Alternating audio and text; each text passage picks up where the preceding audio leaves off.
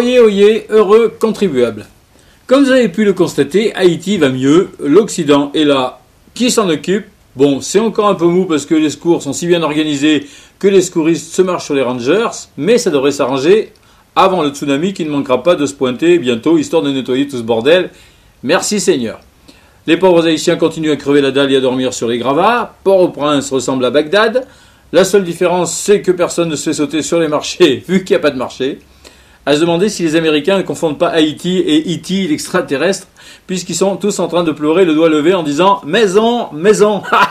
Pas drôle, tant pis. Bon, en tout cas, les ONG n'ont toujours pas trouvé le moyen de les faire s'envoler en vélo par-dessus les ruines. En attendant, les miraculés brûlent des cierges à la gloire de Jésus, et si les secours ne sont pas rapides, par contre, le type qui avait survécu sous une table de l'épicerie qu'il avait prise sur la tête en bouffant des gâteaux et en buvant de la bière et du coca a déjà reçu la facture. Alléluia, l'Amérique est là.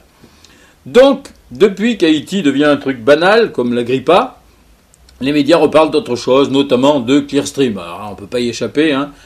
Bien sûr, bon, l'UMP dit que l'acquittement provisoire de Villepin est un scandale, mais il n'y a pas que Michel Alliot-Marie qui jure sur la tête de son punching ball que ce procès était pénal et pas du tout politique. Il y a aussi une gauchiste, sans doute vous la connaissez, pas n'importe laquelle, la PEMBF, la première endive mal braisée de France, Carla Bruni Sarkozy. Harry Roselmack, qui oublie des fois qu'il n'est pas blanc-blanc et qui va peut-être pas faire long feu sur RTL, là, je cite, prise en otage sur le thème d'une manière pas super courtoise, d'après ce qu'elle a dit, la PEMBF.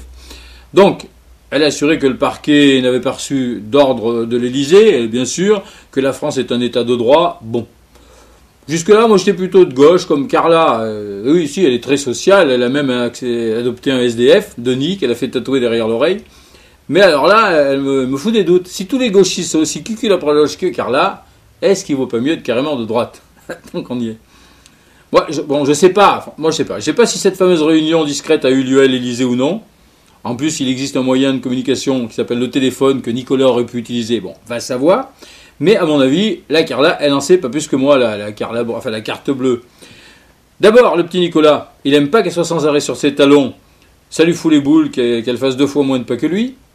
Deuxièmement, bon, il va tout de même pas se confier à une femme de gauche, même bien gentille et presque muette. Et troisièmement, même si elle avait tenté de chercher le bureau, le salon ou les chiottes dans lesquelles la réunion aurait pu avoir lieu, je rappelle que l'Élysée, c'est 11 179 mètres carrés habitables, 1000 personnes et un parc d'1,5 hectare. Alors bon, déjà qu'il lui faut, au moins un mois pour suivre la portugaise qui passe l'aspirateur une fois par semaine, elle peut pas être partout.